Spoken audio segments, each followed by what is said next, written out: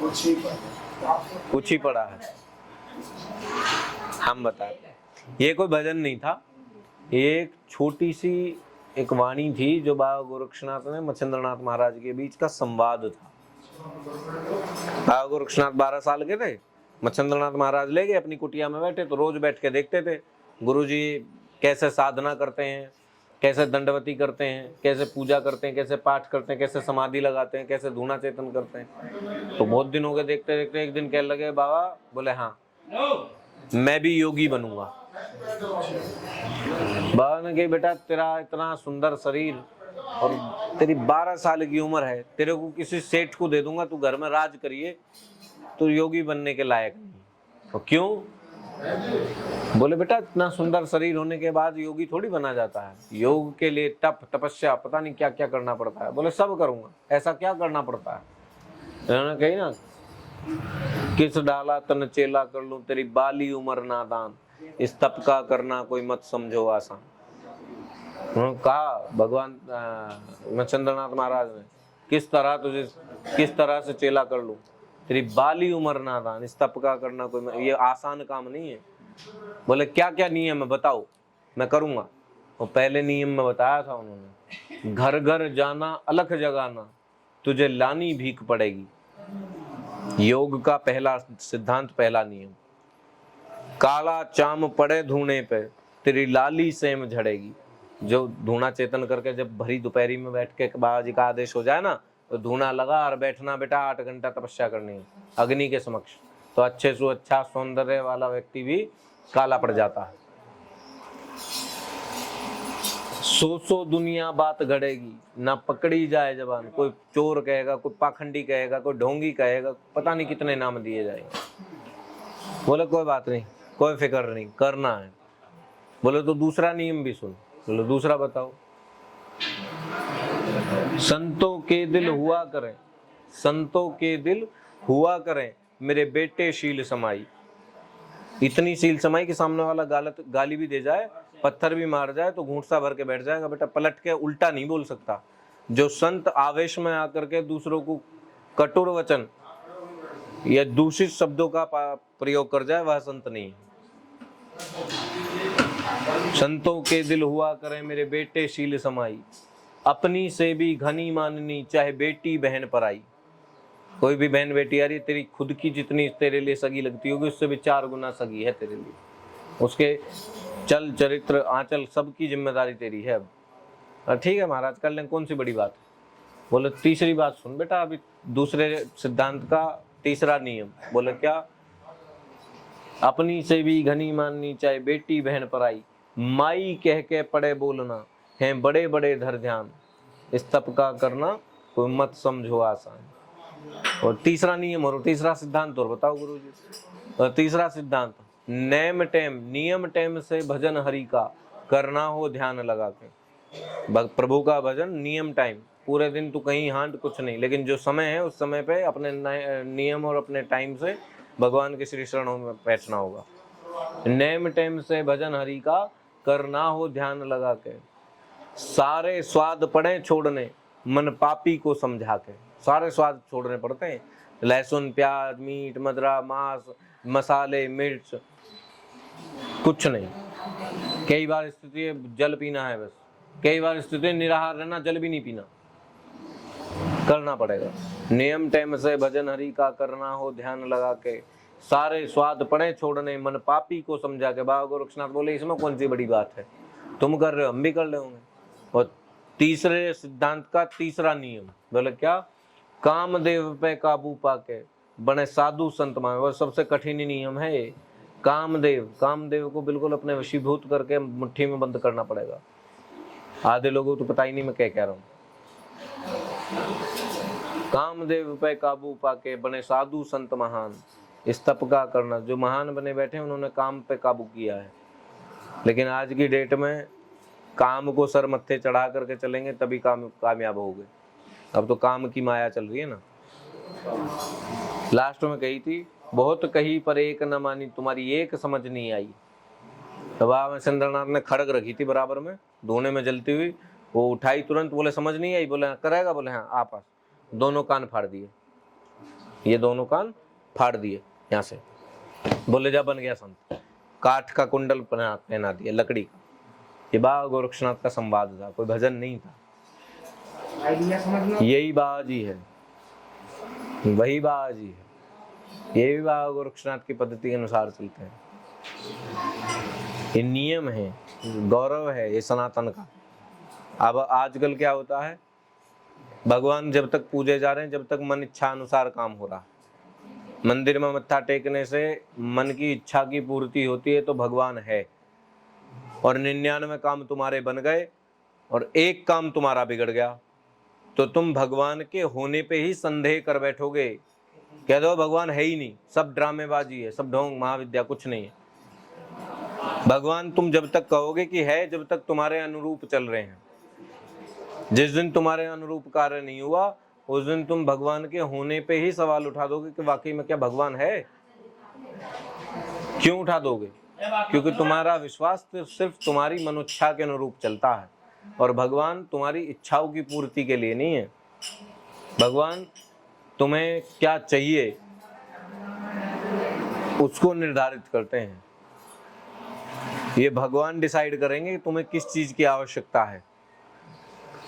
तुम डिसाइड नहीं करोगे कि मुझे इस चीज की आवश्यकता है। भगवान तुम्हें जब देंगे जब तुम्हें वाकई में उस चीज की आवश्यकता होगी, और जब तुम्हें उस चीज की आवश्यकता नहीं और मात्र सिर्फ लोभ होगा और उस लोभ के अनुरूप तुम पूजा कर रहे होगे, तो न तो वो लोभ पूरा होगा और न भगवान तुम्हें मिल पाएंगे।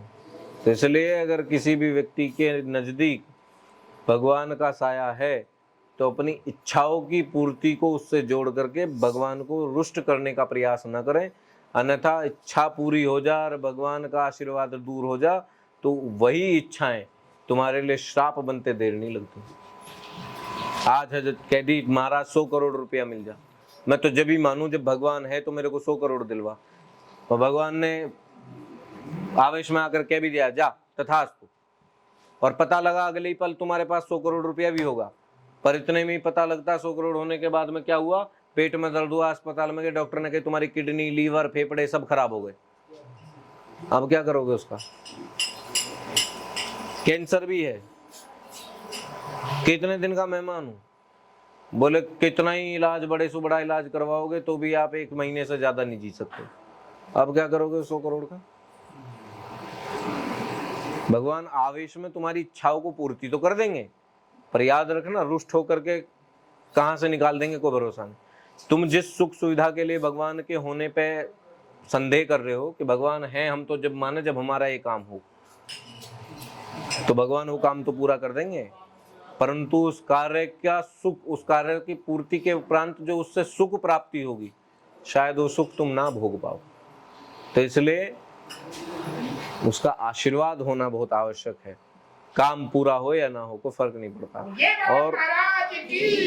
और जिसने अपने खूंटे सु बांधे हैं, हमने बड़े बुजुर्गों के मुंह से सुना है कि जिसने चोंच दी है वो चुग्गा अपने आप व्यवस्था कर देगा। अधिक करने से लाभ नहीं। खाना आज भी उतना ही भोजन करना है, और कल को हजारों करोड़ की संपत्ति प्राप्त हो जाए तो भी उतना ही भोजन करना है। आपको अधिक ना आप खा सकते अब हो, और न खा सकते जब हो। माया कुछ समय के लिए तुम्हें घेर के रखेगी, माया कुछ समय के लिए तुम्हें घेर के रखेगी, लेकिन जब तुम माया के प्रताप में घिर चुके होगे और जब उससे उसके दुष्प्रभाव तुम्हारे शरीर, मस्तिष्क और परिवार के अंदर आएंगे, तब तुम्हें निकलने का मार्ग नहीं मिलेगा। अभी चर्चित कहानी है, हमें नाम तो पता नहीं, कह रहे हैं बहुत बड़ा एक व्यापारी है, बहुत बड़े व्यापारी हैं, कौन है पता नहीं, हमें नाम पता भी है तो हम बताएंगे, नाम मुंह से नहीं खोलते हम। कह रहे हैं कि इनका इतना बड़ा ब्रांड है कि भारत के साथ साथ अन्य देशों में भी उनके नाम की चर्चा है। हम दुकान पे कोई सामान खरीदते हैं, नहीं हमें तो इसी ब्रांड का सामान चाहिए। और क्या हुआ है उनके साथ? हजारों करोड़ की संपत्ति। उनके बेटे ने सारी संपत्ति धोखे से अपने नाम लिखवा ली, और जब बेटे को लगा, बेटे और बहू को लगा कि अब बुड्ढे के पास कुछ नहीं है, अब सारी संपत्ति हमारे नाम है, तब उस बुड्ढे को अपनी ही संपत्ति से, अपने परिवार से निष्कासित कर दिया। बहिष्कृत कर दिया, जाओ भाग जाओ। चर्चित है, समाचार पत्रों में भी चारों ओर चर्चित चल रही है, वर्तमान की घटना है, कोई पुरानी घटना नहीं कह रही। अब वो व्यक्ति, जो व्यक्ति के साथ कभी 4-4, 5-5 गाड़ियां आगे पीछे चलती थी सुरक्षा में, और सुबह से लेकर शाम तक पता लगा 200-250 नौकर उसके लिए काम करते थे और हजारों एम्प्लॉयड उसकी कंपनी में काम करते थे, आज वो व्यक्ति किराए के मकान में रहता है और टैक्सी से चलता है। वो तो शुक्र है कि थोड़ी संपत्ति का भाग, संपत्ति नहीं, थोड़े धन का भाग उसके पास बच गया था जो उसने नहीं दिया था, जिस वजह से वो अभी किराए के मकान और टैक्सियों में भी चल रहा है, नहीं तो फुटपाथ पे बैठ के खाने की नौबत आ गई थी। कहाँ गई माया, कहाँ गया परिवार? जिस बेटे ने निकाला, जब वो हुआ होगा ना तो द्वार पे ढोल बजवाए होंगे।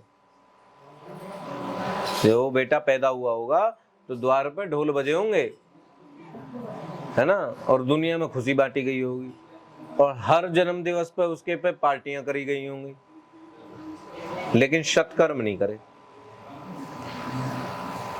वो संपत्ति के ऊपर अधिपति तब तक रहा जब तक उसके सत्कर्मों का प्रताप उसको बचाता रहा।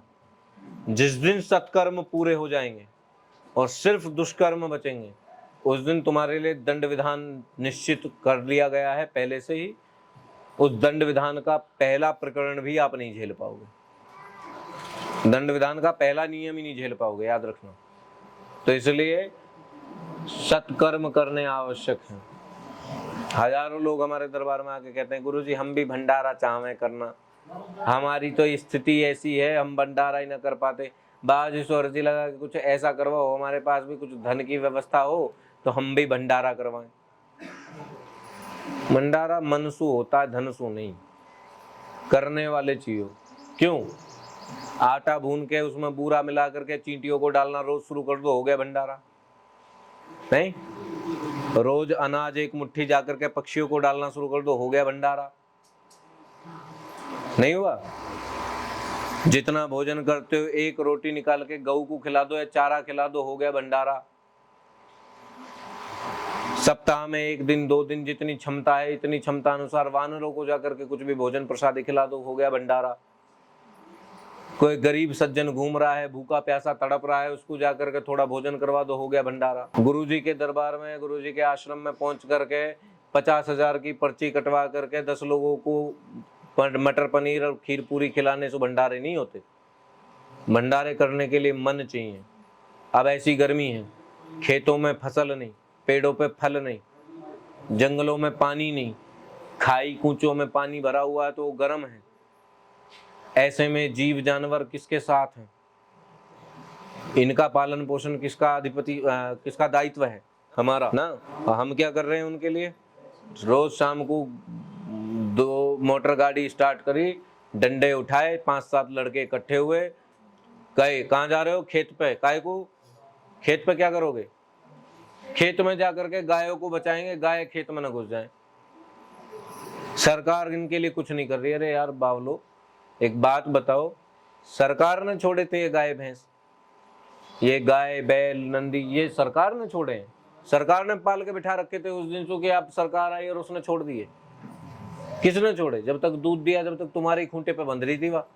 जिस दिन तुम्हें पता लगा अब ये दूध देने में सामर्थ्यवान नहीं है, उस दिन तुमने उसको खोल के भगा दिया। जब तक तुम्हें आवश्यकता थी जमीन जोतने बोने के लिए बैलों की, जब तक तुम्हारे द्वार पे वो साज श्रृंगार के साथ रहते थे, रोज उनके मस्तक टीका लगता था, मेहंदी लगती थी, सींगों पे गेरू लगता था, गले में घुंघरू बांधे जाते थे, पैरों में घुंघरू बांधे जाते थे, रोज 2 टाइम नहलाया जाता था, अच्छी खल पानी खिलाई जाती थी। अब जिस दिन से तुम्हारे पास मशीनों की व्यवस्था हो गई, खेती मशीनों के ऊपर आधारित हो गई, उस दिन अब तुम्हें इनकी आवश्यकता नहीं। जिनको तुम कहते थे कि बैल की जोड़ी पर घर में पिता समान होती है, आज तुमने वही पिता खोल करके डंडा मार के भगा दिया। अब वो बैल नंदी बन के घूम रहा है, नंदी बन के घूम रहा है तो वो खाएगा कहाँ बेचारा? खेतों में। खेतों में जाएगा तो डंडा मारोगे, फिर किसी रोड पे जाकर के किसी ट्रक से टकरा के गिर जाएगा, खाई में पड़ गया, वहाँ कीड़े उसको खा रहे हैं, कुत्ते नोच रहे हैं। अब तुम कह रहे हो बताओ सरकार इनके लिए कुछ कर नहीं रही। सरकार ही सब काम करेगी तो तुम जीवित क्यों हो? फिर तो तुम अंग्रेजों की गुलामी में ज्यादा अच्छे थे। तुमने आजादी किस लिए ली? सब कुछ वही कर रहे थे, तो फिर आज आजाद किस लिए आजादी मांगते हो? जब तुम कुछ करने की क्षमता में ही नहीं हो तो फिर जहर की गोली खाओ और मर जाओ। सरकार के ऊपर हर काम डालना, प्रशासन के ऊपर हर काम डालना, या किसी अन्य संस्था के ऊपर हर काम डालना और उनके बारे में फिर टिप्पणी करनी और फिर उनके बारे में निंदा करनी, ये कायर लोगों की पहचान है। स्पष्ट कह रहे हैं, बुरा लगे तो उठ के चले जाना हमारे दरबार से। हम मन बहलाने के, मन प्रसन्न करने के लिए तुम्हारे लिए यहाँ नहीं बैठे, मनोरंजन का केंद्र नहीं है। हम आसन पे बैठ के हंसी टिटोली करने के लिए नहीं। हमारे वचन, हमारे शब्द कड़वे हैं। जिसको कड़वाहट अच्छी लगती है सुनो, और जिसको कड़वाहट अच्छी न लगती तो निश्चित रूप से समय से अपने घर पहुंचो। धूप बहुत और गर्मी ज्यादा है, घर में कोई इंतजार कर रहा होगा। कायरों की जिंदगी जीनी है तो दरबार में मत आओ। और कुछ करने की ललक है, तुम चाहते हो भगवान तुम्हारे लिए कुछ करें, तो तुम प्रकृति के लिए कुछ करो। पर्यावरण दिवस आया गुरुजी, हमने 4 पेड़ लगाए थे, बड़ा अच्छा काम किया। क्या करवाया था? फोटो खिंचवाया था जी, मीडिया वाले बुलाए थे, अखबार में भी फोटो आया मेरा। अच्छा, कितने दिन हो गए पर्यावरण दिवस को गए हुए? बोले 1 हफ्ता हो गया गुरुजी। अच्छा, तो दिखाओ कहाँ कहाँ पेड़ लगाए तुमने? गुरुजी पेड़ तो सूख गए, फोटो खिंचवाने के लिए पेड़ मत लगाओ। पेड़ लगाओ ताकि उनका पोषण कर सकने की तुम्हारे अंदर क्षमता। तुम्हारा पोषण करने की क्षमता तुम्हारे पिता में है, तुम्हारे बाप में है, तो पैदा करके सिर्फ नहीं छोड़ देता तुम्हें कि एक बार पैदा कर दिया, ढोल बजवा दिया, अब मेरे घर में बालक हो लिया। वो जीवन भर तुम्हारा पोषण करता है। उसी प्रकार तुम भी एक पौधे का पोषण पूरे जीवन। 4 मत लगाओ, 400 मतलब 4000 मत लगाओ, 1 लगाओ, पर तुम्हारे अंदर क्षमता होनी चाहिए। हर पर्यावरण दिवस पे वैसे मत लगाओ, 1 लगाओ, तुम्हारे अंदर पोषण कर सकने की क्षमता होनी चाहिए कि तुम जीवन भर उसका पोषण कर सको। क्योंकि अगर आगे भविष्य में चल करके तुम्हारे को भी नहीं, तो अगर तुम्हें भी नहीं दे पाया तो तुम्हारे आने वाली पीढ़ी को तो वो जरूर लाभ देगा, तुम्हारी पीढ़ी उससे जरूर लाभान्वित होगी ना। हम तो एसी चलाएंगे। हमारे दरबार में भी कुछ लोग आए, गुरुजी एसी लगवा लो। उनके अभी जाऊंगा, अकाउंट में देखूंगा के 1000 करोड़ की संपत्ति पड़ी है, बाकी जब लगवाऊंगा। पिछली बार कुछ बड़े लोग आ गए बेचारे, यहाँ बैठ के पसीने में तरबतर। अब की बार वो आए ही नहीं। गुरुजी के पास सब व्यवस्था नहीं है, गुरुजी के पास व्यवस्था नहीं है, सुख नहीं है, कष्ट है। हम खुद भी कष्ट करते हैं, और अगर तुम्हें हमसे जुड़ना है और कुछ लाभ प्राप्त करना है तो हम तुमसे भी कष्ट करवाएंगे।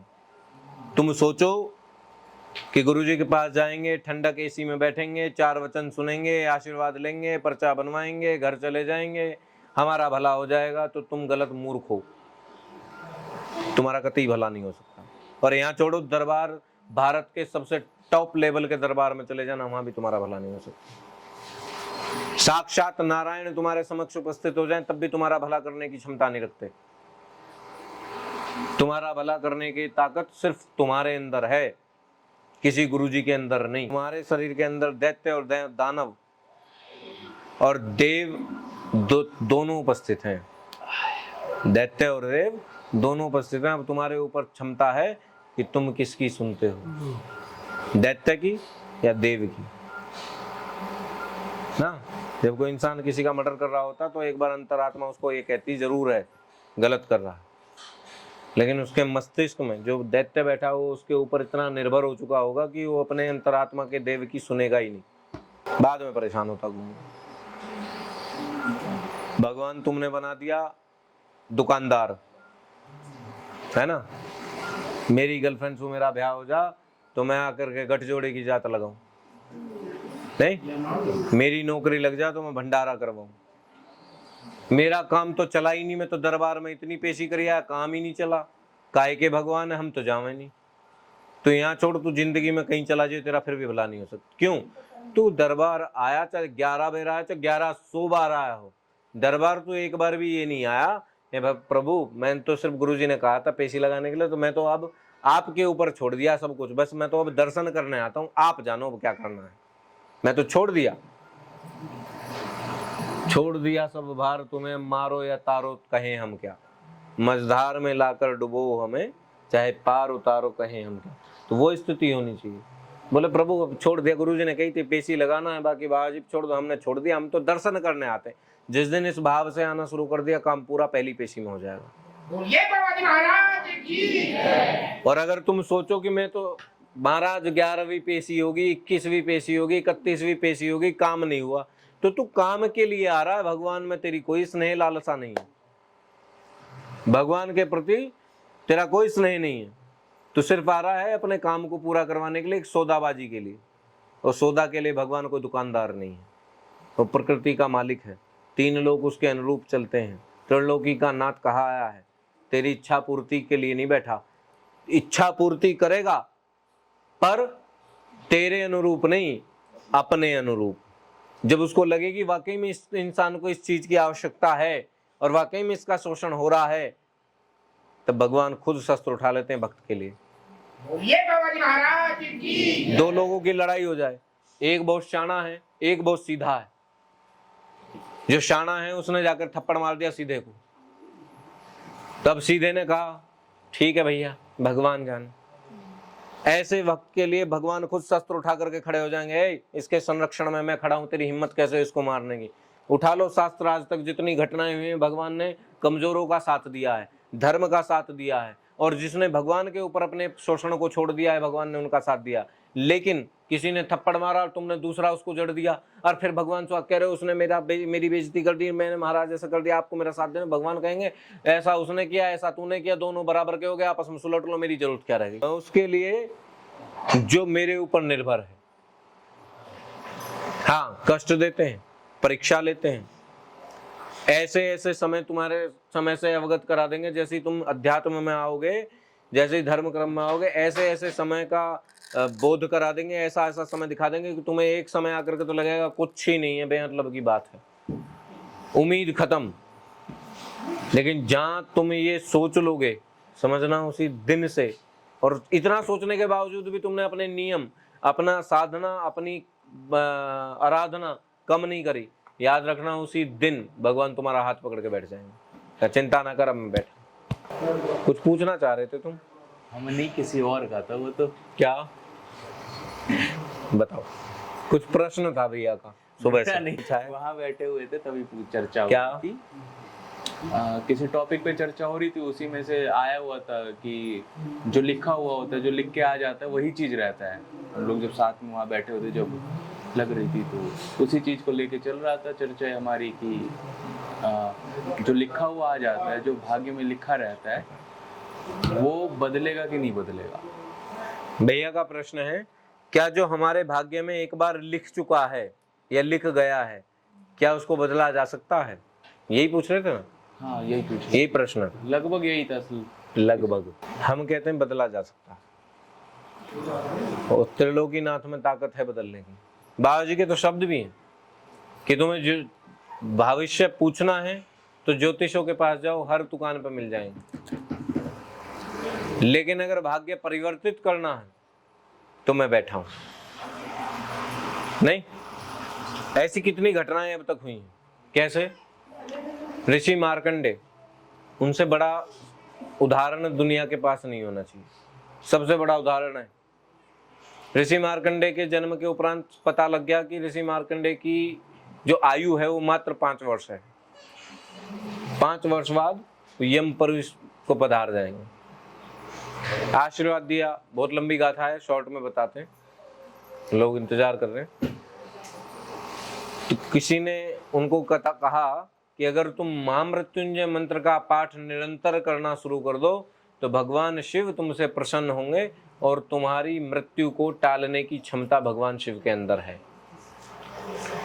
अब अल्प आयु थी, अल्प आयु कोरा कागज होता है, जिसने जैसा कहा उसी को मान लिया जाता है। तो उन्हें लगा वाकई में ऐसा होगा, और उन्होंने क्या किया कि निरंतर महामृत्युंजय मंत्र पाठ करना प्रारंभ कर दिया, शिव आराधना करनी प्रारंभ हो गई, और इतना पाठ किया, इतना साधना की, ये 5 वर्ष बीत गए उसी में।